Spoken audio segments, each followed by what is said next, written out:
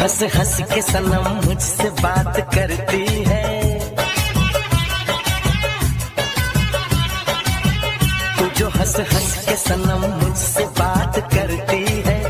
बस यही